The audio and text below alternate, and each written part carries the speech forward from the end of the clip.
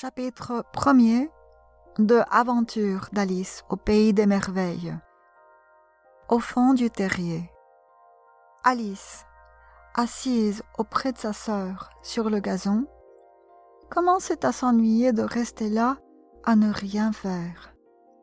Une ou deux fois, elle avait jeté les yeux sur le livre que lisait sa sœur. Mais quoi? Pas d'image? Pas de dialogue? La belle avance, pensait Alice, qu'un livre sans images, sans causerie. Elle s'était mise à réfléchir, tant bien que mal, car la chaleur du jour l'endormait et la rendait lourde, se demandant si le plaisir de faire une couronne de marguerites valait bien la peine de se lever et de cueillir les fleurs, quand tout à coup, un lapin blanc aux yeux roses passa près d'elle. Il n'y avait rien là de bien étonnant, et Alice ne trouva même pas très extraordinaire d'entendre parler le lapin qui se disait « Ah, j'arriverai trop tard !» En y songeant après, il lui sembla bien qu'elle aurait dû s'en étonner, mais sur le moment, cela lui avait paru tout naturel. Cependant, quand le lapin vint à tirer une montre de son gousset, la regarda, puis se prit à courir de plus belle. Alice sauta sur ses pieds, frappée de cette idée que jamais elle n'avait vu de lapin avec un gousset et une montre. Entraînée par la curiosité, elle s'élança sur ses traces à travers le champ et arriva tout juste à temps pour le voir disparaître dans un large trou au pied d'une haie. Un instant après, Alice était à la poursuite du lapin dans le terrier, sans songer comment elle en sortirait. Pendant un bout de chemin, le trou allait tout droit comme un tunnel, puis tout à coup, il plongeait perpendiculairement d'une façon si brusque qu'Alice se sentit tomber comme dans un puits d'une grande profondeur, avant même d'avoir pensé à se retenir. De deux choses l'une, ou le puits était vraiment bien profond, ou elle tombait bien doucement, car elle eut tout le loisir, dans sa chute, de regarder autour d'elle et de se demander avec étonnement ce qu'elle allait devenir. D'abord, elle regarda dans le fond du trou pour savoir où elle allait. Mais il y faisait bien trop sombre pour y rien voir.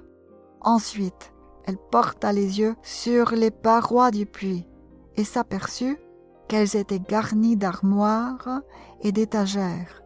Ça et là, elle vit pendues à des clous des cartes géographiques et des images. En passant, elle prit sur un rayon un pot de confiture portant cette étiquette. Marmelade d'orange. Mais, à son grand regret, le pot était vide. Elle n'osait le laisser tomber, dans la crainte de tuer quelqu'un. Aussi, s'arrangea-t-elle de manière à le déposer en passant dans une des armoires.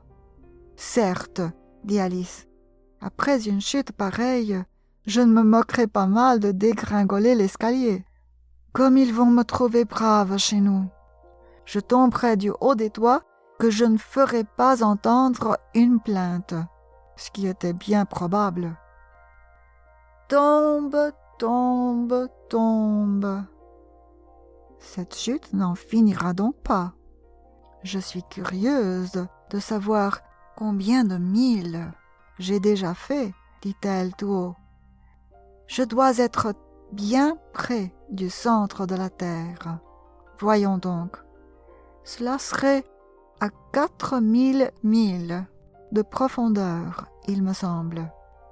Comme vous voyez, Alice avait appris pas mal de choses dans ses leçons. Et bien que ce ne fût pas là une très bonne occasion de faire parade de son savoir, vu qu'il n'y avait point d'auditeurs, cependant, C'était un bon exercice que de répéter sa leçon. Oui, c'est bien à peu près cela. Mais alors, à quel degré de latitude ou de longitude est-ce que je me trouve? Alice n'avait pas la moindre idée de ce que voulait dire latitude ou longitude, mais ces grands mots lui paraissaient beaux et sonores. Bientôt elle reprit. Si j'allais traverser complètement la Terre, comme ça serait drôle de se trouver au milieu de gens qui marchent la tête en bas. Aux antipathies, je crois.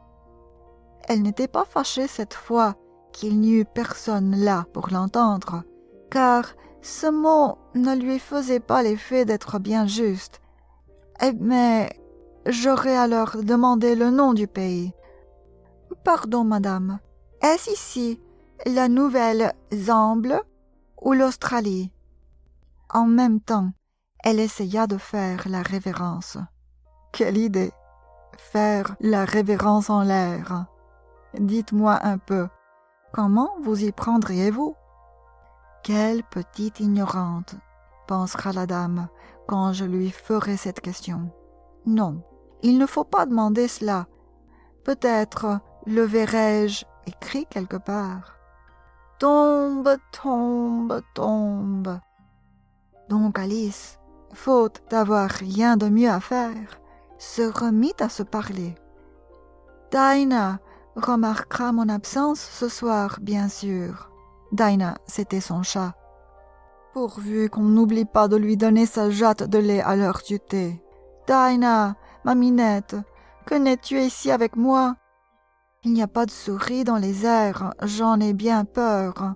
Mais tu pourrais attraper une chauve-souris, et cela ressemble beaucoup à une souris, tu sais. Mais les chats, mangent-ils les chauves-souris? Ici, le sommeil commença à gagner Alice. Elle répétait, à moitié endormie. Et les chats, mangent-ils les chauves-souris? Oh, les chats, mangent-ils les chauves-souris? Et quelquefois, les chauves-souris mangent-elles les chats? Car vous comprenez bien que, puisqu'elle ne pouvait répondre ni à l'une ni à l'autre de ces questions, peu importait la manière de les poser. Elle s'assoupissait et commençait à rêver qu'elle se promenait tenant Dinah par la main, lui disant très sérieusement « Voyons, Dinah, dis-moi la vérité. As-tu jamais mangé des chauves-souris ?» Quand tout à coup, pouf, la voilà étendue sur un tas de fagots et de feuilles sèches, et elle a fini de tomber. Alice ne s'était pas fait le moindre mal. Vite, elle se remet sur ses pieds et regarde en l'air. Mais tout est noir là-haut. Elle voit devant elle un long passage et le lapin blanc qui court à toutes jambes. Il n'y a pas un instant à perdre. Alice part comme le vent et arrive tout juste à temps pour entendre le lapin dire, tandis qu'il tourne le coin, « Par ma moustache et mes oreilles, comme il se fait tard !» Elle n'en était plus qu'à 2 pas, mais le coin tourné, le lapin avait disparu. Elle se trouva alors dans une salle longue et basse, éclairée par une rangée de lampes pendues au plafond. Il y avait des portes tout autour de la salle. Ces portes étaient toutes fermées, et, après avoir vainement tenté d'ouvrir celle du côté droit, puis celle du côté gauche, Alice se promena tristement au beau milieu de cette salle, se demandant comment elle en sortirait.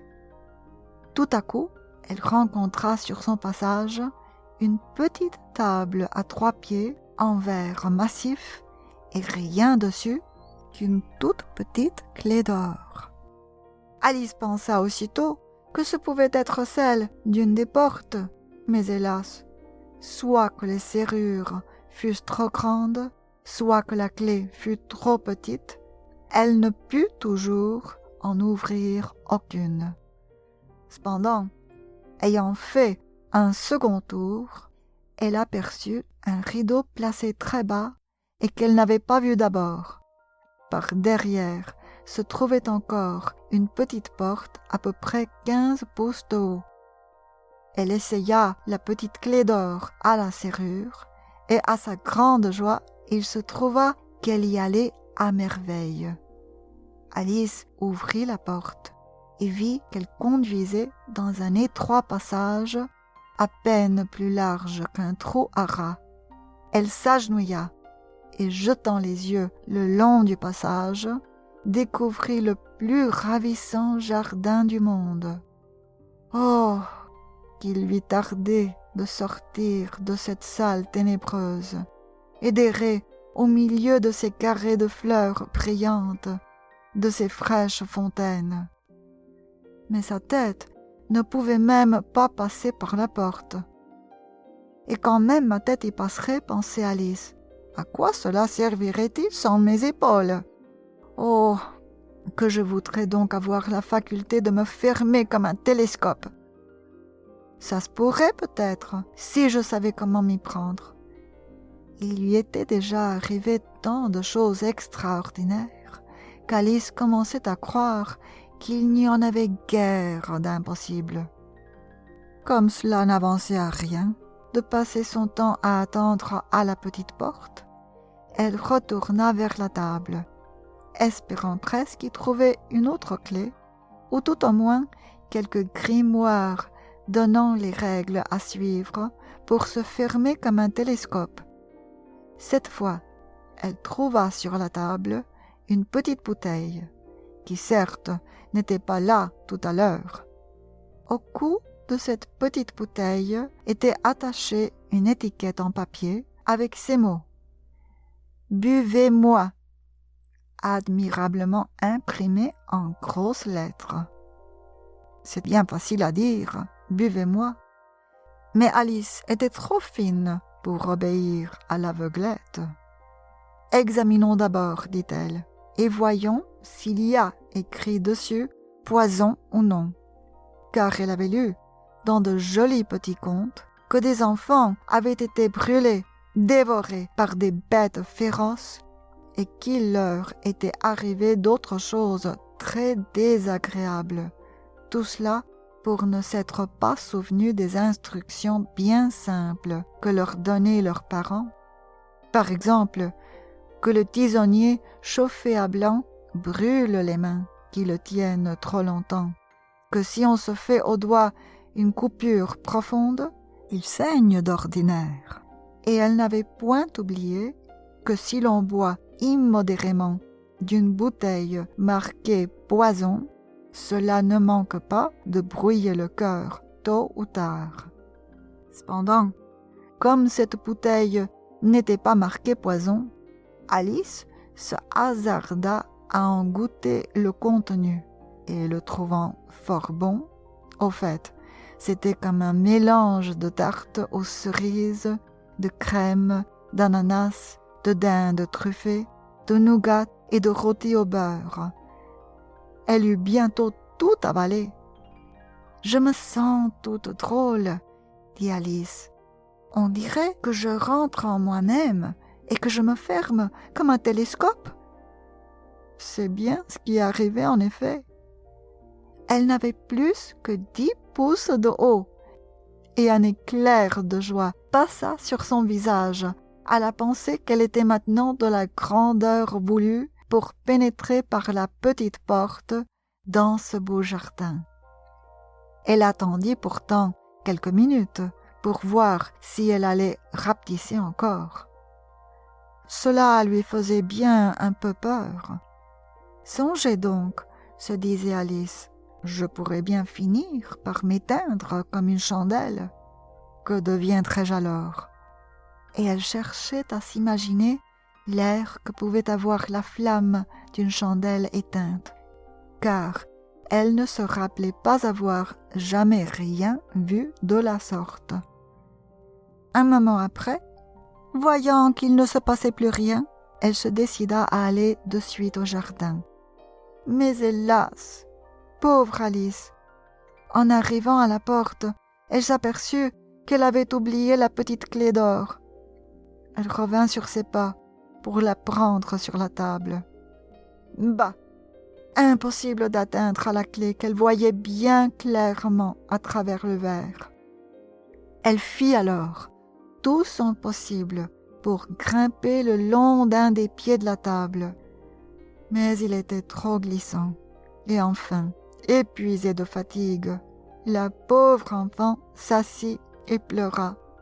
« Allons, à quoi bon pleurer ainsi ?» se dit Alice vivement.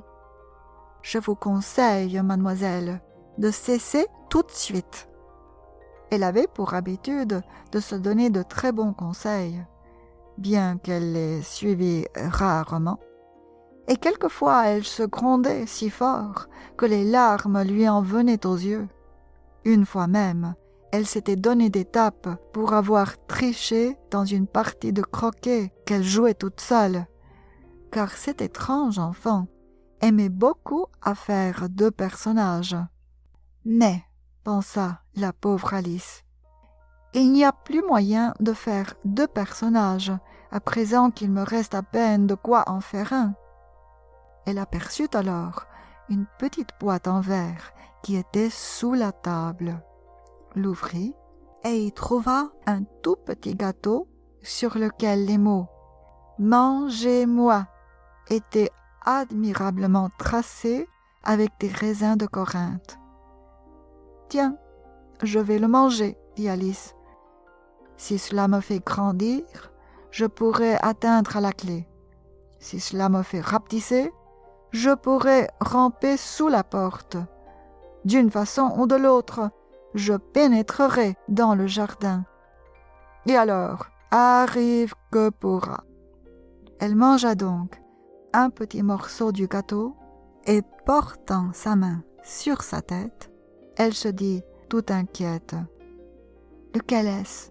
Lequel est-ce » Elle voulait savoir si elle grandissait ou rapetissait et fut tout étonnée de rester la même. Franchement, c'est ce qui arrive le plus souvent lorsqu'on mange du gâteau.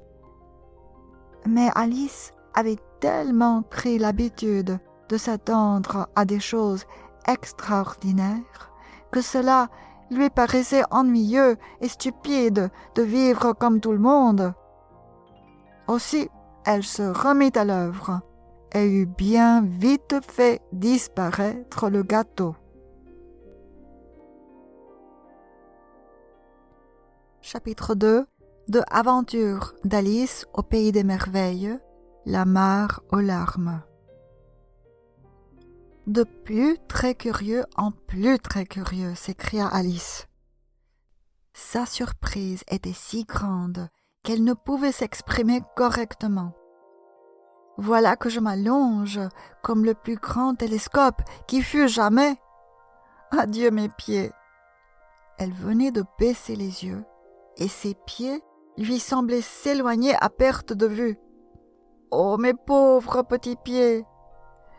Qui vous mettra vos bas et vos souliers maintenant, mes mignons?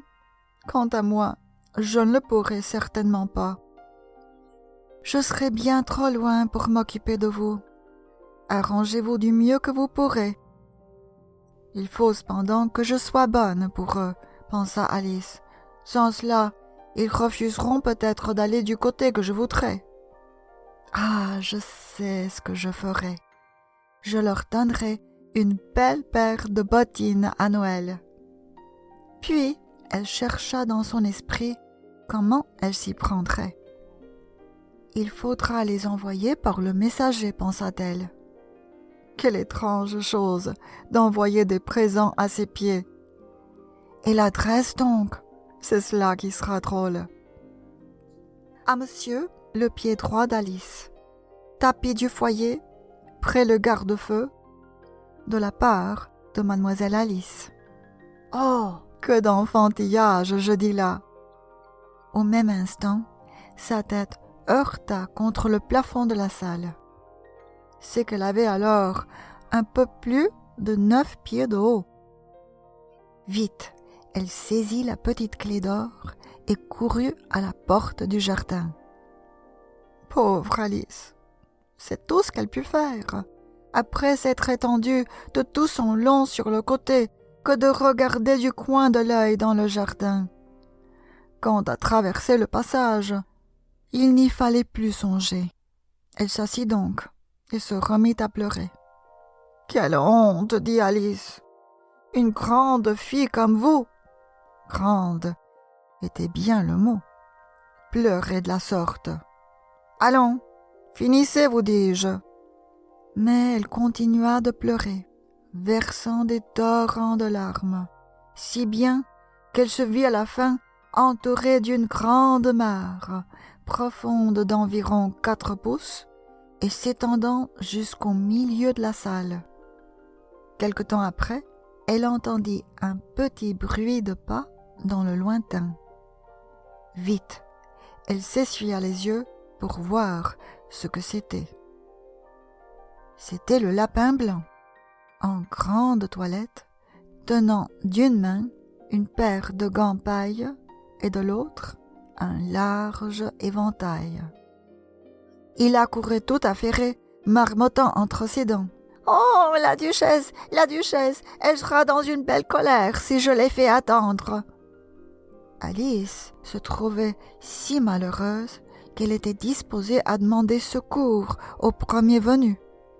Ainsi, quand le lapin fut près d'elle, elle lui dit d'une voix humble et timide : « Je vous en prie, monsieur. » Le lapin tressaillit d'épouvante, laissa tomber les gants et l'éventail, se mit à courir à toutes jambes et disparut dans les ténèbres. Alice ramassa les gants et l'éventail, et comme il faisait très chaud dans cette salle, elle s'éventa tout en se faisant la conversation. Que tout est étrange aujourd'hui. Hier, les choses se passaient comme à l'ordinaire. Peut-être m'a-t-on changé cette nuit. Voyons, étais-je la même petite fille ce matin en me levant ? Je crois bien me rappeler que je me suis trouvée un peu différente. Mais si je ne suis pas la même, qui suis-je donc, je vous prie ? Voilà l'embarras. Elle se mit à passer en revue dans son esprit toutes les petites filles de son âge qu'elle connaissait, pour voir si elle avait été transformée en l'une d'elles. Bien sûr, je ne suis pas Ada, dit-elle. Elle a de longs cheveux bouclés et les miens ne frisent pas du tout. Assurément, je ne suis pas Mabel, car je sais tout plein de choses et Mabel ne sait presque rien. Et puis du reste, Mabel, c'est Mabel. Alice, c'est Alice. Oh, mais quelle énigme que cela. Voyons si je me souviendrai de tout ce que je savais. 4 fois 5 font 12, 4 fois 6 font 13, 4 fois 7 font... Oh, je n'arriverai jamais à 20 de ce train-là. Mais peu importe la table de multiplication. Essayons de la géographie. Londres est la capitale de Paris. Paris, la capitale de Rome. Et Rome, la capitale de... Mais non, ce n'est pas cela. J'en suis bien sûre. Oh, je dois être changée en Mabel. Je vais tâcher de réciter Maître Corbeau. Elle croisa les mains sur ses genoux, comme quand elle disait ses leçons, et se mit à répéter la fable, d'une voix rauque et étrange, et les mots ne se présentaient plus comme autrefois. Maître Corbeau, sur un arbre perché, faisait son nid entre des branches. Il avait relevé ses manches, car il était très affairé. Maître Renard, par là, passant, lui dit : « Descendez donc, compère, venez embrasser votre frère. » Le corbeau, le reconnaissant, lui répondit en son ramage : « Fromage !» Je suis bien sûre que ce n'est pas ça du tout, s'écria la pauvre Alice, et ses yeux se remplirent de larmes. Ah, je le vois bien. Je ne suis plus Alice, je suis ma belle, et il me faudra aller vivre dans cette vilaine petite maison, où je n'aurai presque pas de jouets pour m'amuser. Oh, que de leçons on me fera apprendre. Oui, certes, j'y suis bien résolue. Si je suis ma belle, je resterai ici. Ils auront beau passer la tête là-haut et me crier « Reviens auprès de nous, ma chérie !» Je me contenterai de regarder en l'air et de dire « Dites-moi d'abord qui je suis, et s'il me plaît d'être cette personne-là, j'irai vous trouver. Sinon, je resterai ici jusqu'à ce que je devienne une autre petite fille. » Et pourtant, dit Alice, en fondant en larmes, je donnerais tout au monde pour les voir montrer la tête là-haut. Je m'ennuie tant d'être ici toute seule. Comme elle disait ces mots, elle fut bien surprise de voir que tout en parlant, elle avait mis un des petits gants du lapin. « Comment ai-je pu mettre ce gant ?» pensa-t-elle. Je rapetisse donc de nouveau. Elle se leva, alla près de la table pour se mesurer, et jugea, autant qu'elle pouvait s'en rendre compte, qu'elle avait environ 2 pieds de haut, et continuait de raccourcir rapidement. Bientôt, elle s'aperçut que l'éventail qu'elle avait à la main en était la cause. Vite, elle le lâcha, tout juste à temps pour s'empêcher de disparaître tout à fait. « Je viens de l'échapper belle, » dit Alice, tout émue de ce brusque changement, mais bien aise de voir qu'elle existait encore. « Maintenant, vite au jardin !» Elle se hâta de courir vers la petite porte. Mais hélas, elle s'était refermée et la petite clé d'or se trouvait sur la table de verre, comme tout à l'heure. Les choses vont de mal en pis, pensa la pauvre enfant. Jamais je ne me suis vue si petite, jamais. C'est vraiment par trop fort. À ces mots, son pied glissa et flac. La voilà dans l'eau salée jusqu'au menton. Elle se crut d'abord tombée dans la mer. Dans ce cas, je retournerai chez nous en chemin de fer, se dit-elle. Alice avait été au bord de la mer une fois en sa vie et se figurait que sur n'importe quel point des côtes se trouve un grand nombre de cabines pour les baigneurs, des enfants qui font des trous dans le sable avec des pelles en bois, une longue ligne de maisons garnies et derrière ces maisons, une gare de chemin de fer. Mais elle comprit bientôt qu'elle était dans une mare formée des larmes qu'elle avait pleurées quand elle avait 9 pieds de haut. « Je voudrais bien n'avoir pas tant pleuré, » dit Alice, tout en nageant de côté et d'autre pour tâcher de sortir de là. « Je vais en être punie sans doute, en me noyant dans mes propres larmes. C'est cela qui sera drôle. Du reste, tout est drôle aujourd'hui. » Au même instant, elle entendit patauger dans la mare, à quelques pas de là, et elle nagea de ce côté pour voir ce que c'était. Elle pensa d'abord que ce devait être un cheval marin ou hippopotame. Puis, elle se rappela combien elle était petite maintenant et découvrit bientôt que c'était tout simplement une souris qui, comme elle, avait glissé dans la mare.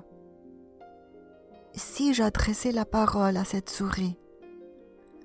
Tout est si extraordinaire ici qu'il se pourrait bien qu'elle sût parler. Dans tous les cas, il n'y a pas de mal à essayer. Elle commença donc. « Ô souris, savez-vous comment on pourrait sortir de cette mare?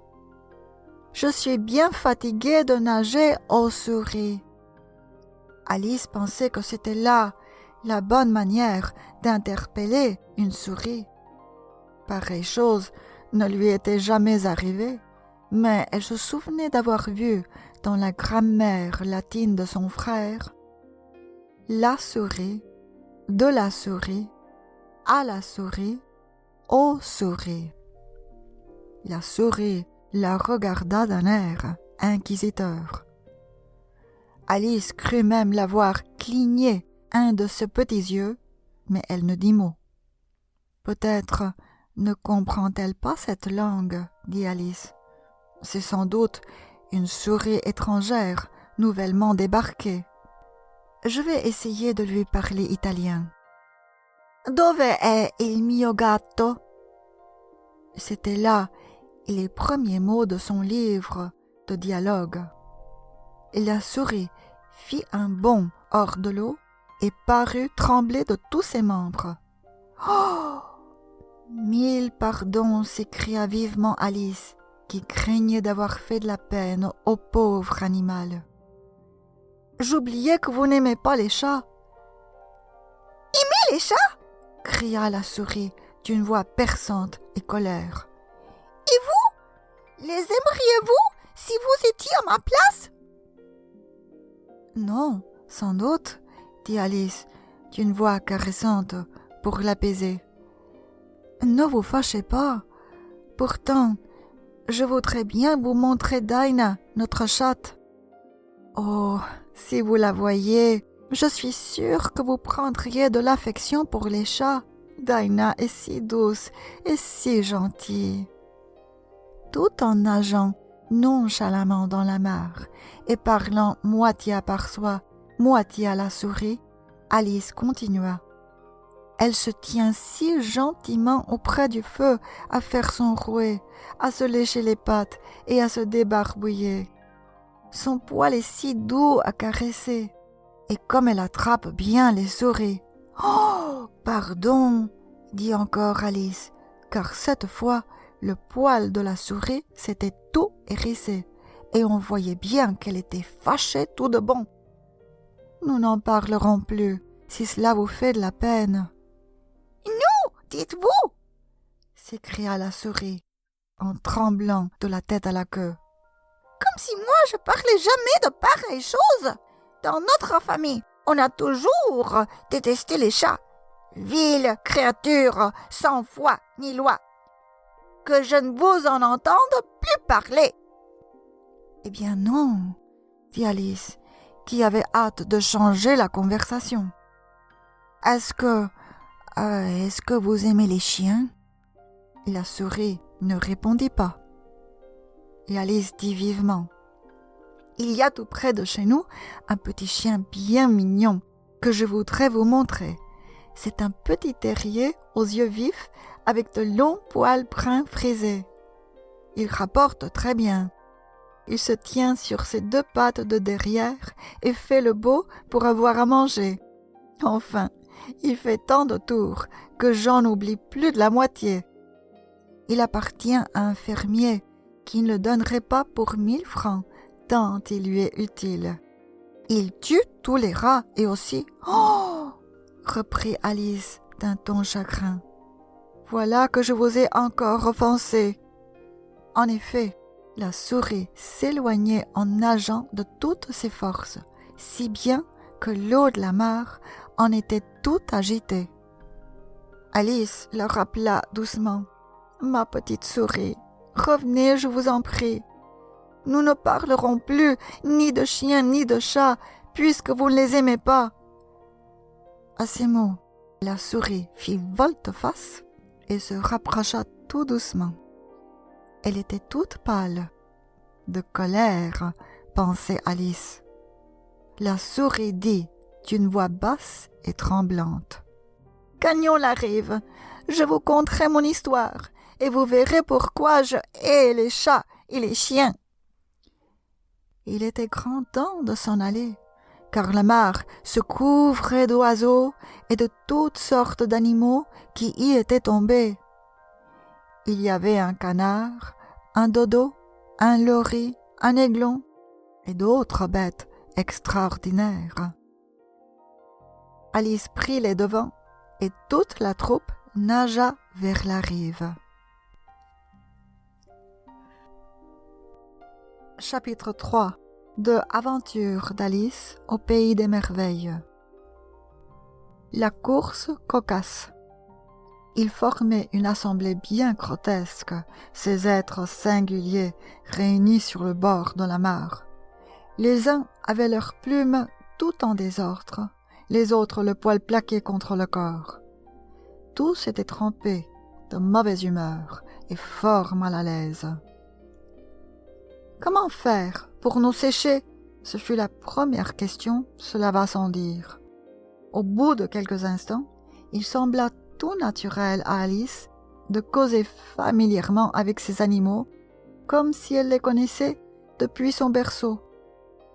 Elle eut même une longue discussion avec le lori, qui, à la fin, lui fit la mine et lui dit d'un air boudeur : « Je suis plus âgé que vous, et je dois par conséquent en savoir plus long. » Alice ne voulut pas accepter cette conclusion avant de savoir l'âge du lori. Et comme celui-ci refusa tout net de le lui dire, cela mit un terme au débat. Enfin, la souris, qui paraissait avoir un certain ascendant sur les autres, leur cria : « Asseyez-vous tous et écoutez-moi. Je vais bientôt vous faire sécher, je vous en réponds. » Vite, tout le monde s'assit en rond autour de la souris, sur qui Alice tenait les yeux fixés avec inquiétude, car elle se disait : « Je vais attraper un vilain rhume si je ne sèche pas bientôt. » Fit la souris d'un air d'importance. « Êtes-vous prêts ? Je ne sais rien de plus sec que ceci. » « Silence dans le cercle, je vous prie. » Guillaume le Conquérant, dont le pape avait embrassé le parti, soumit bientôt les Anglais qui manquaient de chef et commençaient à s'accoutumer aux usurpations et aux conquêtes des étrangers. Edwin et Morcar, comtes de Mercie et de Northumbrie, fit le lori qui grelottait. « Pardon ?»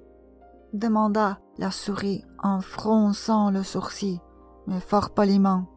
« Qu'avez-vous dit ?»« Moi ? Rien, » répliqua vivement le lori. « Ah, je croyais, » dit la souris. « Je continue.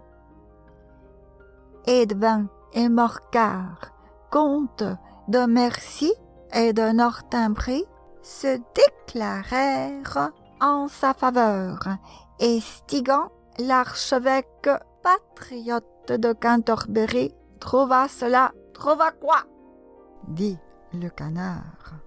« Il trouva cela, » répondit la souris avec impatience. « Assurément, vous savez ce que cela veut dire. »« Je sais parfaitement ce que cela veut dire. Par exemple, quand moi j'ai trouvé cela bon, cela veut dire un ver ou une grenouille, » ajouta le canard. « Mais il s'agit de savoir ce que l'archevêque trouva. » La souris, sans prendre garde à cette question, se hâta de continuer. L'archevêque trouva cela de bonne politique d'aller avec Edgar Atheling à la rencontre de Guillaume pour lui offrir la couronne. Guillaume d'abord fut bon prince, mais l'insolence des vassaux normands. « Eh bien, comment cela va-t-il, mon enfant ?» ajouta-t-elle en se tournant vers Alice. « Toujours aussi mouillé, » dit Alice tristement. « Je ne sèche que d'ennui. »« Dans ce cas, » dit le dodo avec emphase, se dressant sur ses pattes, « je propose l'ajournement et l'adoption immédiate de mesures énergiques. »« Parlez français !» dit l'aiglon. Je ne comprends pas la moitié de ces grands mots. Et qui plus est, je ne crois pas que vous les compreniez vous-même. » L'aiglon baissa la tête pour cacher un sourire, et quelques-uns des autres oiseaux ricanèrent tout haut. « J'allais proposer, » dit le dodo d'un ton vexé, « une course cocasse. C'est ce que nous pouvons faire de mieux pour nous sécher. » « Qu'est-ce qu'une course cocasse ?» demanda Alice. Non qu'elle tînt beaucoup à le savoir, mais le dodo avait fait une pause, comme s'il s'attendait à être questionné par quelqu'un, et personne ne semblait disposé à prendre la parole. « La meilleure manière de l'expliquer, dit le dodo, c'est de le faire. Et comme vous pourriez bien, un de ces jours d'hiver, avoir envie de l'essayer, je vais vous dire comment le dodo s'y prit. D'abord, il traça un terrain de course, une espèce de cercle. Du reste, disait-il, la forme n'y fait rien. Et les coureurs furent placés indifféremment çà et là sur le terrain. Personne ne cria « 1, 2, 3, en avant !» Mais chacun partit et s'arrêta quand il voulut, de sorte qu'il n'était pas aisé de savoir quand la course finirait. Cependant, au bout d'une demi-heure, tout le monde étant sec, le dodo cria tout à coup « La course est finie !»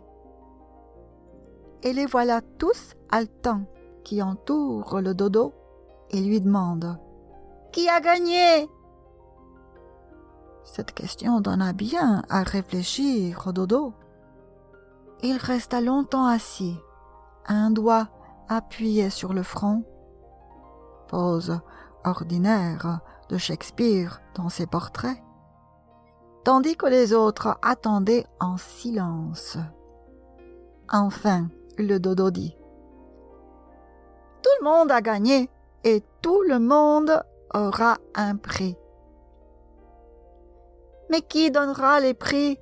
demandèrent-ils tous à la fois. « Elle, cela va sans dire, » répondit le dodo, en montrant Alice du doigt, et toute la troupe l'entoura aussitôt en criant confusément « Les prix, les prix !» Alice ne savait que faire. Pour sortir d'embarras, elle mit la main dans sa poche et en tira une boîte de dragées. Heureusement, l'eau salée n'y avait pas pénétré. Puis en donna une en prix à chacun. Il y en eut juste assez pour faire le tour. « Mais il faut aussi qu'elle ait un prix, elle !» dit la souris. « Comme de raison, » reprit le dodo gravement. « Avez-vous encore quelque chose dans votre poche ?» continua-t-il en se tournant vers Alice. « Un dé, pas autre chose, » dit Alice d'un ton chagrin. « Faites passer, » dit le dodo. Tous se groupèrent de nouveau autour d'Alice, tandis que le dodo lui présentait solennellement le dé en disant « Nous vous prions d'accepter ce superbe dé. » Lorsqu'il eut fini ce petit discours, tout le monde cria « Hurrah !» Alice trouvait tout cela bien ridicule. Mais les autres avaient l'air si grave qu'elle n'osait pas rire. Aucune réponse ne lui venant à l'esprit, elle se contenta de faire la révérence et prit le dé de son air le plus sérieux. Il n'y avait plus maintenant qu'à manger les dragées, ce qui ne se fit pas sans un peu de bruit et de désordre, car les gros oiseaux se plaignirent de n'y trouver aucun goût, et il fallut taper dans le dos des petits qui étranglaient. Enfin, tout rentra dans le calme. On s'assit en rond autour de la souris et on la pria de raconter encore quelque chose. « Vous m'avez promis de me raconter votre histoire, dit Alice, et de m'expliquer pourquoi vous détestez les chats et les chiens, ajouta-t-elle tout bas, craignant encore de déplaire. La souris, se tournant vers Alice, soupira et lui dit « Ah, mon histoire sera longue et traînante. »« Tiens, tout comme votre queue, » dit Alice, frappée de la ressemblance et regardant avec étonnement la queue de la souris tandis que celle-ci parlait. Les idées d'histoire et de queue longue et traînante se brouillaient dans l'esprit d'Alice à peu près de cette façon. « Canichon, dit à la souris qu'il rencontra dans le logis, « je crois le moment fort propice de te faire aller en justice. Je ne doute pas du succès que doit avoir notre procès. Vite allons, commençons l'affaire. Ce matin, je n'ai rien à faire. » La souris dit à Canichon, « Sans juge et sans juré, mon bon. » Et Canichon, plein de malice, dit, « C'est moi qui suis la justice, et que tu aies raison ou tort, je vais te condamner à mort. » « Vous ne m'écoutez pas, » dit la souris à Alice d'un air sévère. « À quoi pensez-vous donc ?»« Pardon, » dit Alice humblement. « Vous en étiez au 5e détour. »« Détour ?» dit la souris d'un ton sec. « Croyez-vous donc que je manque de véracité ?»« Des vers à citer ? Oh, je puis vous en fournir quelques-uns, » dit Alice, toujours prête à rendre service. « On n'a pas besoin de vous, » dit la souris. « C'est m'insulter que de dire de pareilles sottises. » Puis elle se leva pour s'en aller. « Je n'avais pas l'intention de vous offenser, » dit Alice, d'une voix conciliante. « Mais franchement, vous êtes bien susceptible. » La souris grommela quelque chose entre ses dents et s'éloigna. « Revenez, je vous en prie, finissez votre histoire, » lui cria Alice. Et tous les autres dirent en chœur, « Oui, nous vous en supplions. »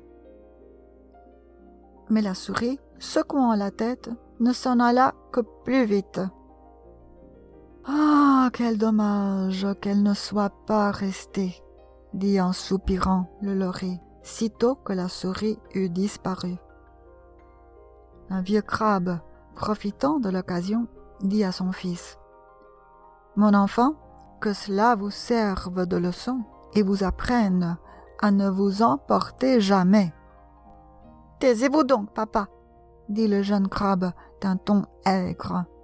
« Vous feriez perdre patience à une huître. »« Ah, si Dinah était ici, » dit Alice tout haut, sans s'adresser à personne.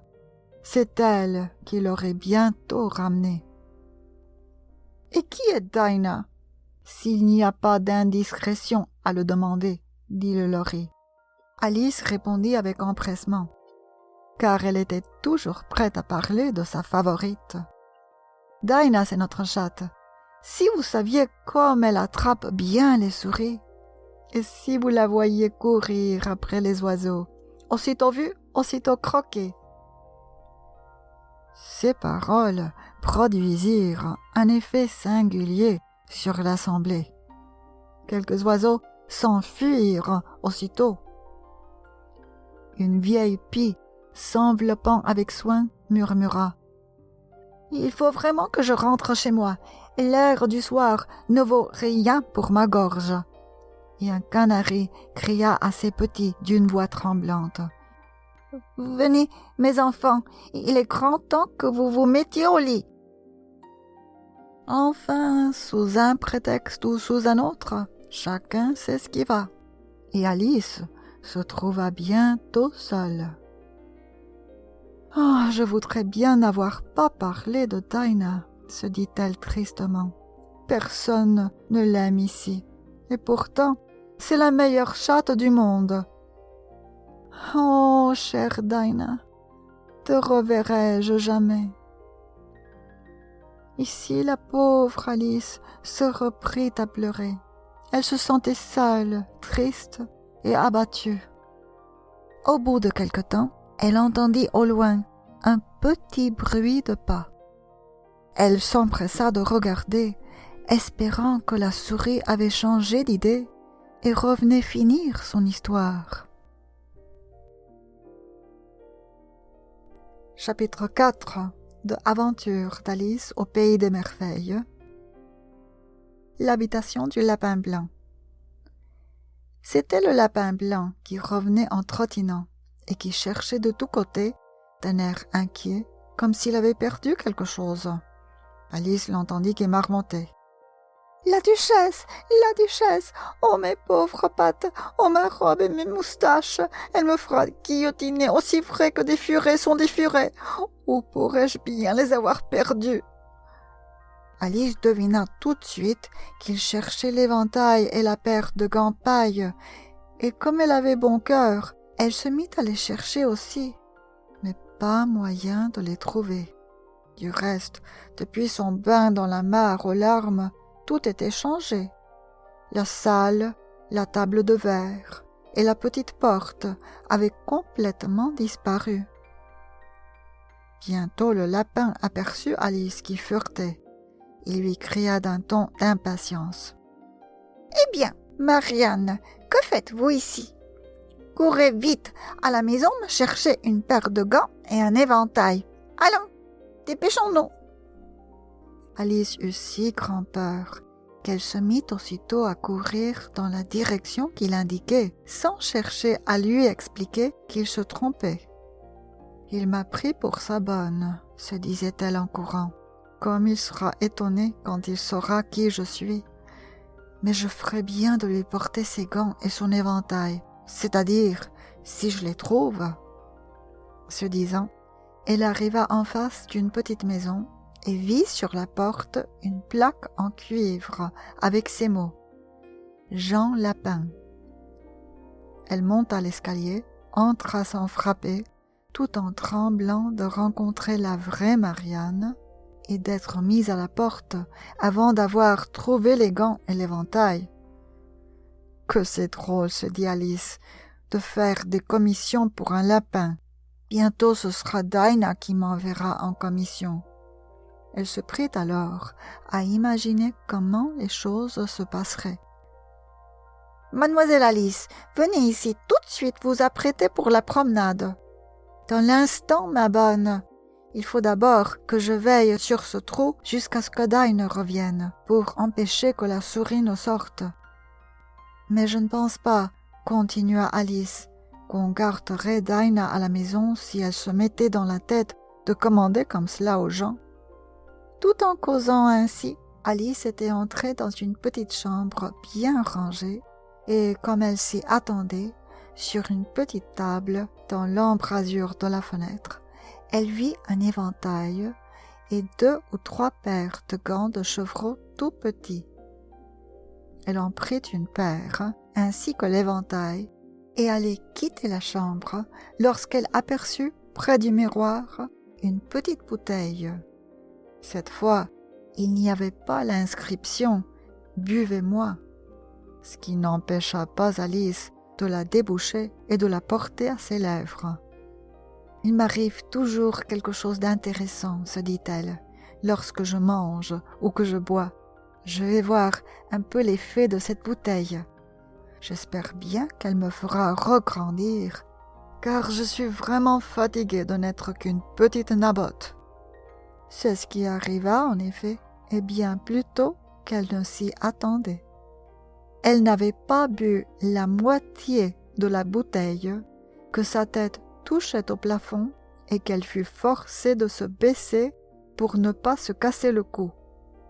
Elle remit bien vite la bouteille sur la table en se disant « En voilà assez, J'espère ne pas grandir davantage.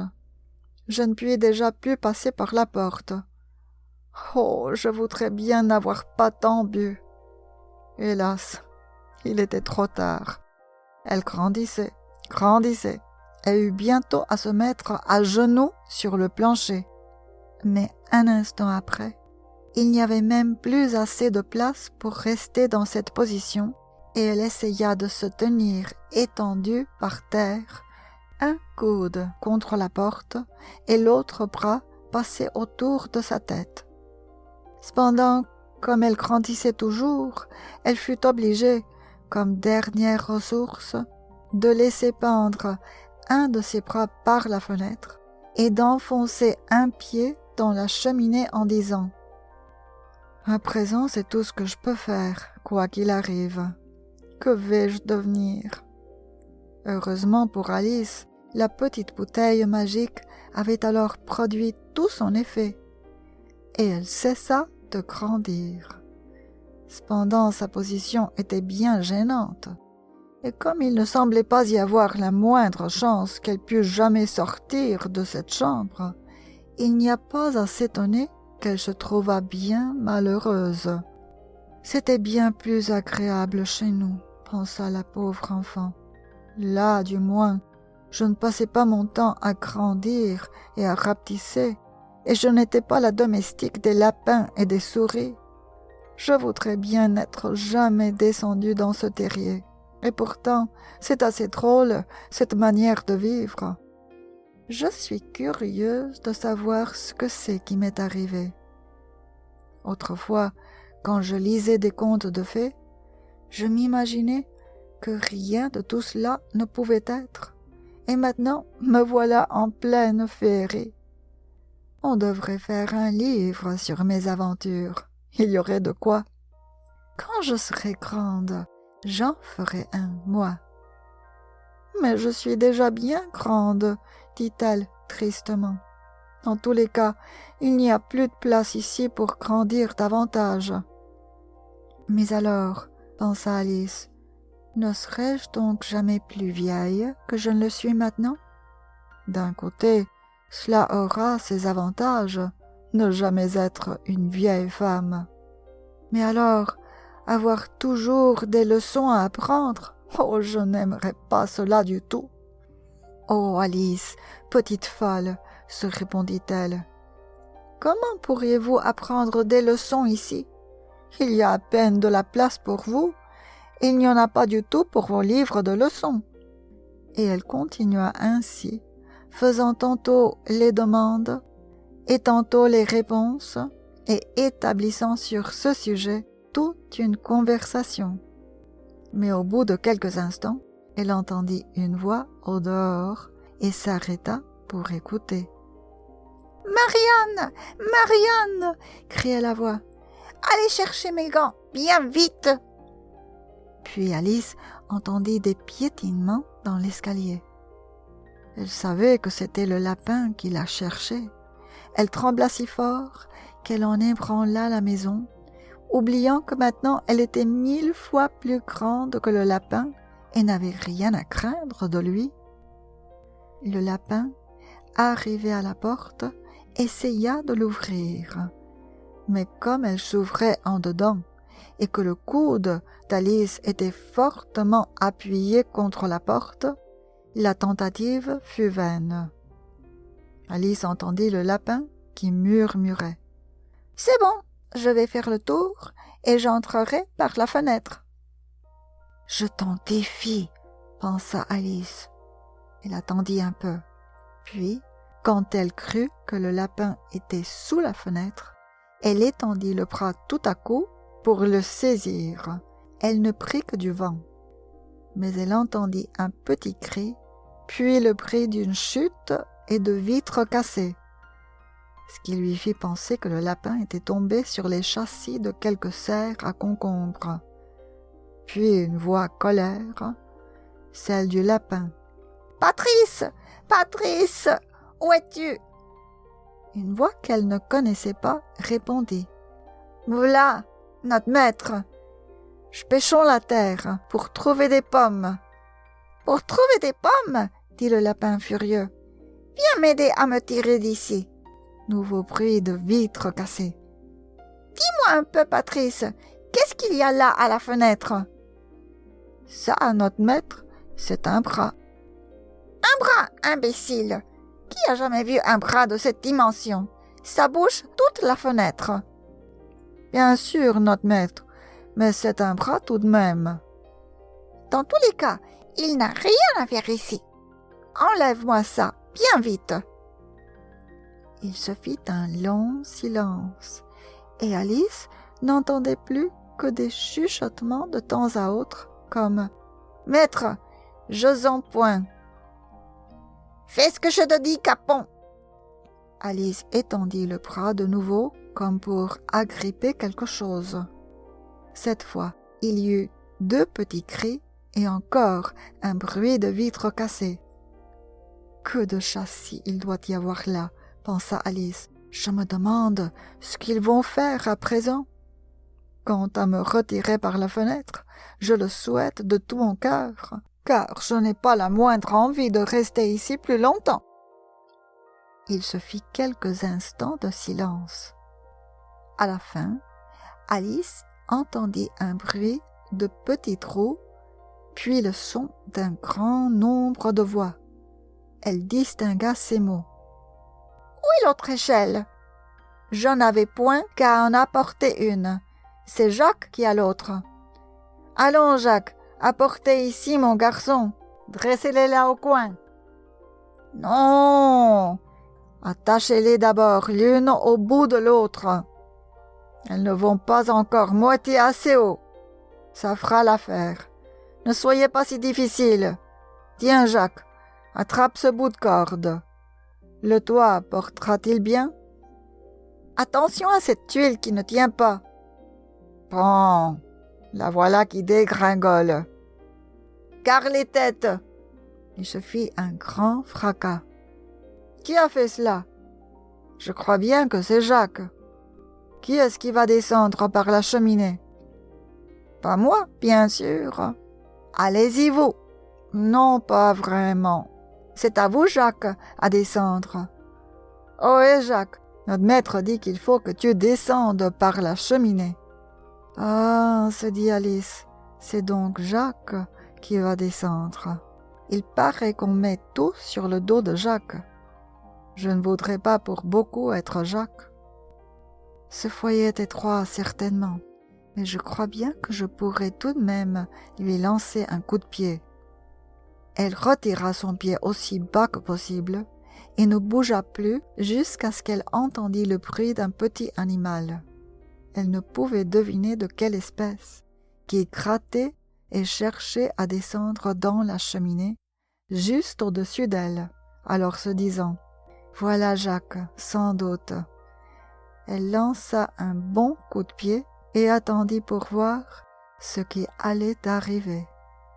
La première chose qu'elle entendit fut un cri général de « Tiens, voilà Jacques en l'air !» Puis la voix du lapin qui criait « Attrapez-le, vous là-bas, près de la haie !» Puis un long silence. Ensuite, un mélange confus de voix. « Soutenez-lui la tête. De l'eau de vie maintenant. Ne le faites pas engouer. Qu'est-ce donc, vieux camarade? Que t'est-il arrivé? Raconte-nous ça. » Enfin, une petite voix faible et flûtée se fit entendre. « C'est la voix de Jacques, » pensa Alice. « Je n'en sais vraiment rien. Merci, c'est assez. Je me sens mieux maintenant, mais je suis encore trop bouleversée pour vous conter la chose. Tout ce que je sais, c'est que j'ai été poussée comme par un ressort et que je suis partie en l'air comme une fusée. Ça, c'est vrai, vieux camarade, disaient les autres. Il faut mettre le feu à la maison, dit le lapin. Alors Alice cria de toutes ses forces. Si vous osez faire cela, j'envoie Dinah à votre poursuite. Il se fit tout à coup un silence de mort. Que vont-ils faire à présent, pensa Alice. S'ils avaient un peu d'esprit, ils enlèveraient le toit. Quelques minutes après, les allées et venues recommencèrent, et Alice entendit le lapin qui disait « Une brouetée d'abord, ça suffira. » Une brouetée de quoi? Pensa Alice. Il ne lui resta bientôt plus de doute, car un instant après, une grêle de petits cailloux vint battre contre la fenêtre, et quelques-uns même l'atteignirent au visage. « Je vais bientôt mettre fin à cela, se dit-elle. Puis elle cria « Vous ferez bien de ne pas recommencer !» Ce qui produisit encore un profond silence. Alice remarqua, avec quelque surprise, qu'en tombant sur le plancher, les cailloux se changeaient en petits gâteaux, et une brillante idée lui traversa l'esprit. « Si je mange un de ces gâteaux, pensa-t-elle, cela ne manquera pas de me faire ou grandir ou rapetisser. Or, je ne puis plus grandir, c'est impossible. Donc, je rapetisserai. » Elle avala un des gâteaux et s'aperçut avec joie qu'elle diminuait rapidement. Aussitôt qu'elle fut assez petite pour passer par la porte, elle s'échappa de la maison et trouva toute une foule d'oiseaux et d'autres petits animaux qui attendaient dehors. Le pauvre petit lézard, Jacques, était au milieu d'eux, soutenu par des cochons d'Inde qui le faisaient boire à une bouteille. Tous se précipitèrent sur Alice aussitôt qu'elle parut. Mais elle se mit à courir de toutes ses forces et se trouva bientôt en sûreté dans un bois touffu. « La première chose que j'ai à faire, dit Alice, en errant çà et là dans les bois, c'est de revenir à ma première grandeur. La seconde, de chercher un chemin qui me conduise dans ce ravissant jardin. C'est là, je crois, ce que j'ai de mieux à faire. » En effet, c'était un plan de campagne excellent, très simple et très habilement combiné. Toute la difficulté était de savoir comment s'y prendre pour l'exécuter. Tandis qu'elle regardait en tapinois et avec précaution à travers les arbres, un petit aboiement sec, juste au-dessus de sa tête, lui fit tout à coup lever les yeux. Un jeune chien, qui lui parut énorme, la regardait avec de grands yeux ronds et étendait légèrement la patte pour tâcher de la toucher. « Pauvre petit !» dit Alice d'une voix caressante et essayant de siffler. Elle avait une peur terrible cependant, car elle pensait qu'il pouvait bien avoir faim et que dans ce cas, il était probable qu'il la mangerait en dépit de toutes ses câlineries. Sans trop savoir ce qu'elle faisait, elle ramassa une petite baguette et la présenta au petit chien qui bondit des quatre pattes à la fois, aboyant de joie, et se jeta sur le bâton comme pour jouer avec. Alice passa de l'autre côté d'un gros chardon pour n'être pas foulée aux pieds. Sitôt qu'elle reparut, le petit chien se précipita de nouveau sur le bâton et, dans son empressement de le saisir, buta et fit une cabriole.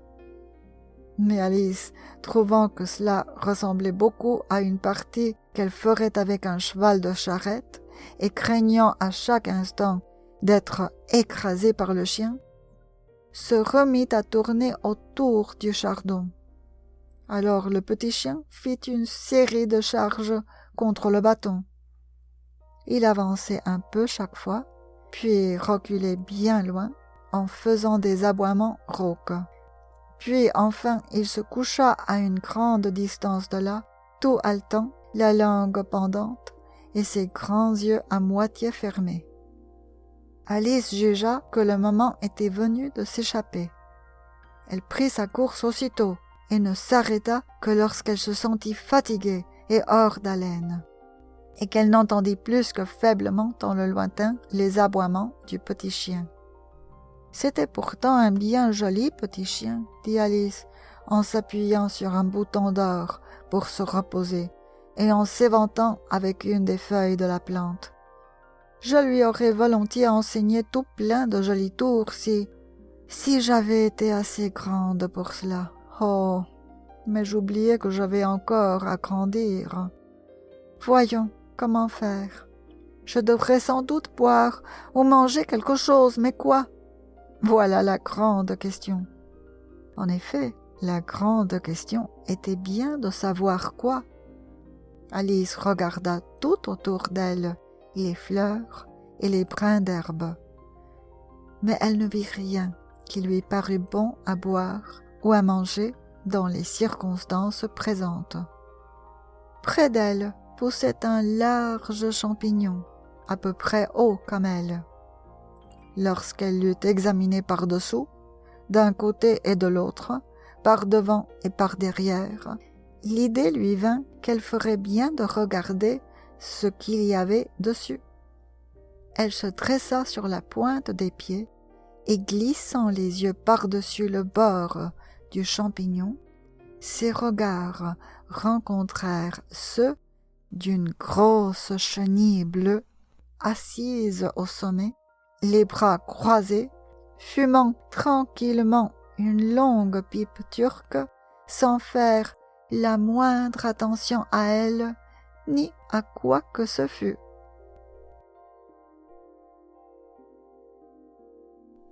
Chapitre 5 de Aventure d'Alice au pays des merveilles. Conseil d'une chenille. La chenille et Alice se considérèrent un instant en silence.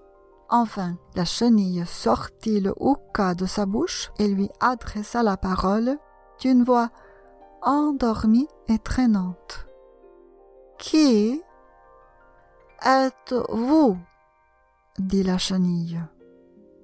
Ce n'était pas là une manière encourageante d'entamer la conversation. Alice répondit, un peu confuse. « Je le sais à peine moi-même quant à présent. Je sais bien ce que j'étais en me levant ce matin, mais je crois avoir changé plusieurs fois depuis. »« Qu'entendez-vous par là ?» dit la chenille d'un ton sévère. « Expliquez-vous. »« Je crains bien de ne pouvoir pas m'expliquer, dit Alice, car, voyez-vous, je ne suis plus moi-même. »« Je ne vois pas du tout, » répondit la chenille. « J'ai bien peur de ne pouvoir pas dire les choses plus clairement, » répliqua Alice fort poliment. « Car d'abord, je n'y comprends rien moi-même. Grandir et rapetisser si souvent, en un seul jour, cela embrouille un peu les idées. »« Pas du tout, » dit la chenille. « Peut-être ne vous en êtes-vous pas encore aperçu, dit Alice. Mais quand vous deviendrez chrysalide, car c'est ce qui vous arrivera, sachez-le bien, et ensuite papillon, je crois bien que vous vous sentirez un peu drôle, qu'en dites-vous ? » ?»« Pas du tout, » dit la chenille. « Vos sensations sont peut-être différentes des miennes, dit Alice. Tout ce que je sais, c'est que cela me semblerait bien drôle à moi. »« À vous ?» dit la chenille, d'un ton de mépris. « Qui êtes-vous » Cette question les ramena au commencement de la conversation. Alice, un peu irritée du parler bref de la chenille, se redressa de toute sa hauteur et répondit bien gravement. « Il me semble que vous devriez d'abord me dire qui vous êtes vous-même. »«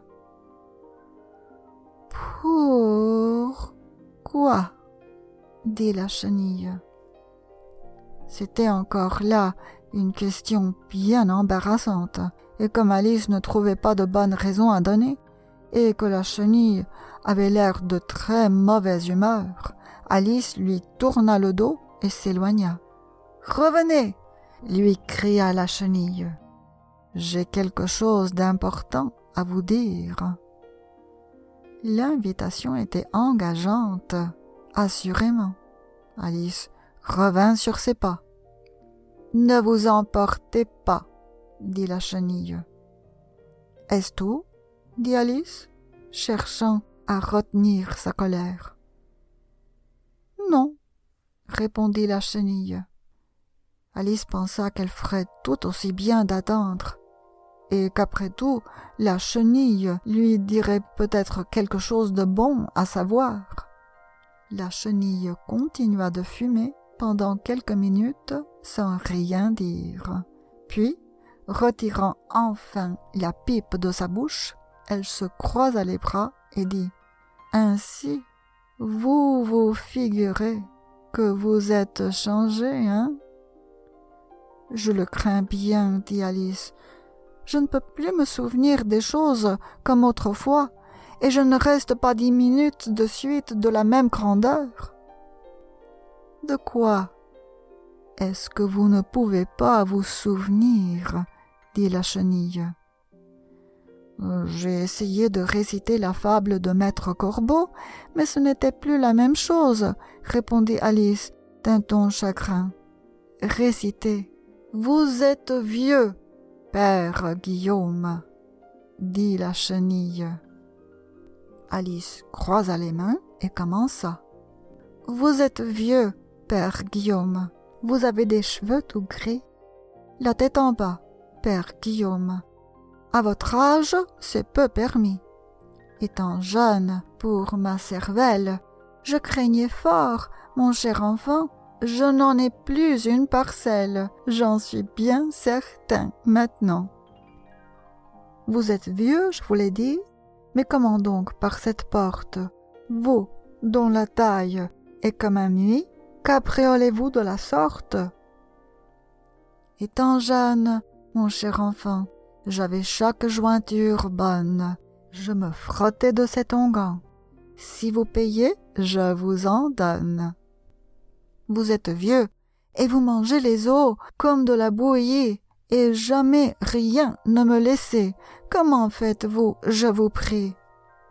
Étant jeune, je disputais tous les jours avec votre mère. C'est ainsi que je me suis fait un si puissant os maxillaire. Vous êtes vieux, par quelle adresse tenez-vous debout sur le nez, une anguille qui se redresse droit comme un nid quand vous sifflez? Cette question est trop sotte. Cessez de babiller ainsi, ou je vais, du bout de ma botte, vous envoyer bien loin d'ici. Ce n'est pas cela, dit la chenille. Pas tout à fait, je le crains bien, dit Alice timidement. Tous les mots ne sont pas les mêmes. C'est tout de travers d'un bout à l'autre, dit la chenille d'un ton décidé. Et il se fit un silence de quelques minutes. La chenille fut la première à reprendre la parole. « De quelle grandeur voulez-vous être ?» demanda-t-elle. « Oh, je ne suis pas difficile quant à la taille, » reprit vivement Alice. « Mais vous comprenez bien qu'on n'aime pas à en changer si souvent. » « Je ne comprends pas du tout, » dit la chenille. Alice se tut.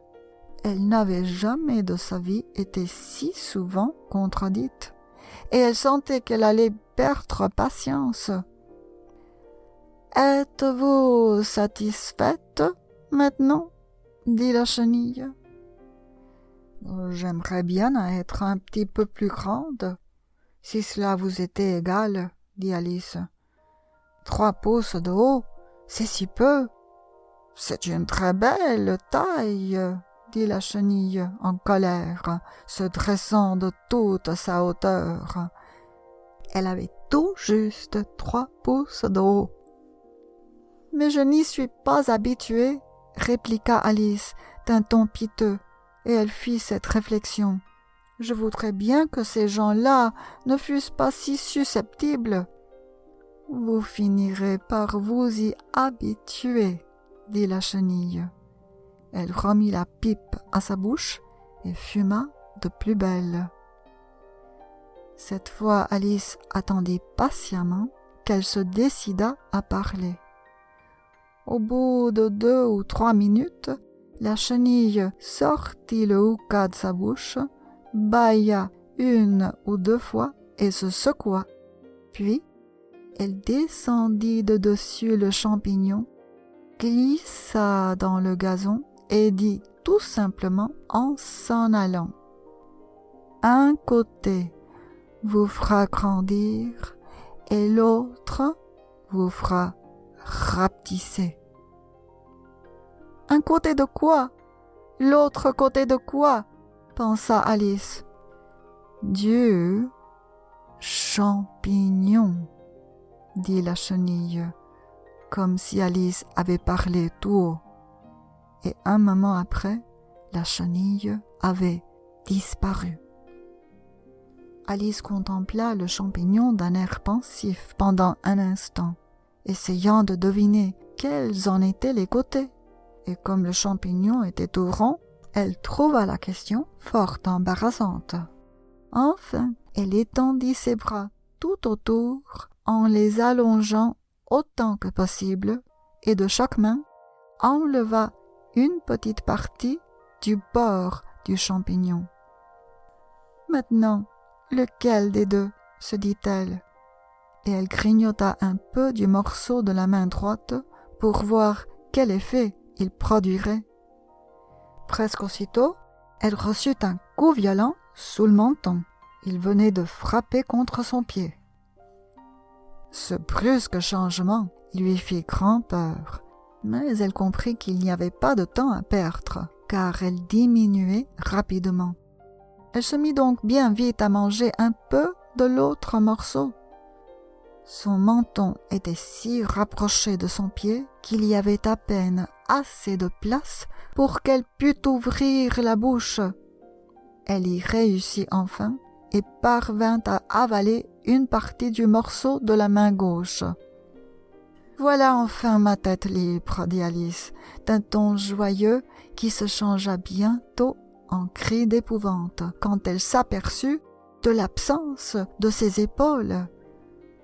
Tout ce qu'elle pouvait voir en regardant en bas, c'était un cou long à n'en plus finir qui semblait se dresser comme une tige du milieu d'un océan de verdure s'étendant bien loin au-dessous d'elle. « Qu'est-ce que c'est que toute cette verdure ?» dit Alice. « Et où donc sont mes épaules? Oh, mes pauvres mains! Comment se fait-il que je ne puis vous voir ?» Tout en parlant, elle agitait les mains, mais il n'en résulta qu'un petit mouvement au loin parmi les feuilles vertes. Comme elle ne trouvait pas le moyen de porter ses mains à sa tête, elle tâcha de porter sa tête à ses mains et s'aperçut avec joie que son cou se repliait avec aisance de tous côtés comme un serpent. Elle venait de réussir à le plier en un gracieux zigzag et à les plonger parmi les feuilles qui étaient tout simplement le haut des arbres sous lesquels elle avait erré quand un sifflement aigu la força de reculer promptement. Un gros pigeon venait de lui voler à la figure et lui donner de grands coups d'aile. « Serpent !» criait le pigeon. « Je ne suis pas un serpent, dit Alice avec indignation. « Laissez-moi tranquille. »« Serpent, je le répète, dit le pigeon, mais d'un ton plus doux. Puis il continua avec une espèce de sanglot. « J'ai essayé de toutes les façons. Rien ne semble les satisfaire. »« Je n'ai pas la moindre idée de ce que vous voulez dire, » répondit Alice. « J'ai essayé des racines d'arbres, j'ai essayé des talus, j'ai essayé des haies, » continua le pigeon, sans faire attention à elle. « Mais ces serpents, il n'y a pas moyen de les satisfaire. » Alice était de plus en plus intriguée, mais elle pensa que ce n'était pas la peine de rien dire avant que le pigeon eût fini de parler. « Je n'ai donc pas assez de mal à couver mes œufs, » dit le pigeon. « Il faut encore que je guette les serpents nuit et jour. Je n'ai pas fermé l'œil depuis 3 semaines. »« Je suis fâchée que vous ayez été tourmentée, » dit Alice, qui commençait à comprendre. « Au moment où je venais de choisir l'arbre le plus haut de la forêt, » continua le pigeon en élevant la voix jusqu'à crier. « Au moment où je me figurais que j'allais en être enfin débarrassé, les voilà qui tombent du ciel en repli tortueux. Oh, le vilain serpent !»« Mais je ne suis pas un serpent, » dit Alice. « Je suis... » « Eh bien, qu'êtes-vous » dit le pigeon. « Je vois que vous cherchez à inventer quelque chose. »« Je suis une petite fille, » répondit Alice avec quelque hésitation, car elle se rappelait combien de changements elle avait éprouvés ce jour-là. « Voilà une histoire bien vraisemblable, » dit le pigeon d'un air de profond mépris. « J'ai vu bien des petites filles dans mon temps, mais je n'en ai jamais vu avec un cou comme cela. Non, non, vous êtes un serpent, il est inutile de le nier. Vous allez sans doute me dire que vous n'avez jamais mangé d'œufs. »« Si fait, j'ai mangé des œufs, » dit Alice, qui ne savait pas mentir. « Mais vous savez que les petites filles mangent des œufs aussi bien que les serpents. »« Je n'en crois rien, » dit le pigeon. « Mais s'il en est ainsi, elles sont une espèce de serpent. C'est tout ce que j'ai à vous dire. » Cette idée était si nouvelle pour Alice qu'elle resta muette pendant 1 ou 2 minutes, ce qui donna au pigeon le temps d'ajouter. « Vous cherchez des œufs, ça, j'en suis bien sûre.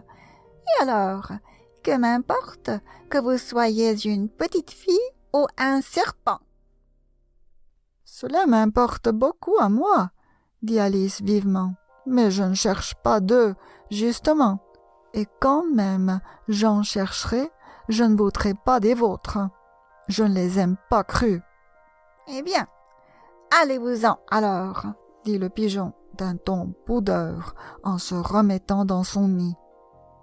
Alice se glissa parmi les arbres du mieux qu'elle put en se baissant, car son cou s'entortillait dans les branches, et à chaque instant il lui fallait s'arrêter et le désentortiller. Au bout de quelque temps, elle se rappela qu'elle tenait encore dans ses mains les morceaux de champignons, et elle se mit à l'œuvre avec grand soin, grignotant tantôt l'un, tantôt l'autre, et tantôt grandissant, tantôt rapetissant, jusqu'à ce qu'enfin elle parvint à se ramener à sa grandeur naturelle. Il y avait si longtemps qu'elle n'avait été d'une taille raisonnable que cela lui parut d'abord tout drôle, mais elle finit par s'y accoutumer et commença à se parler à elle-même comme d'habitude. « Allons, voilà maintenant la moitié de mon projet exécuté. Comme tous ces changements sont embarrassants. Je ne suis jamais sûre de ce que je vais devenir d'une minute à l'autre. Toutefois, je suis redevenue de la bonne grandeur. Il me reste maintenant à pénétrer dans ce magnifique jardin. Comment faire ?» En disant ces mots, elle arriva tout à coup à une clairière où se trouvait une maison d'environ 4 pieds de haut. Quels que soient les gens qui demeurent là, pensa Alice, il ne serait pas raisonnable de se présenter à eux, grande comme je suis. Ils deviendraient fous de frayeur. Elle se mit de nouveau à grignoter le morceau qu'elle tenait dans sa main droite, et ne s'aventura pas près de la maison avant d'avoir réduit sa taille à 9 pouces.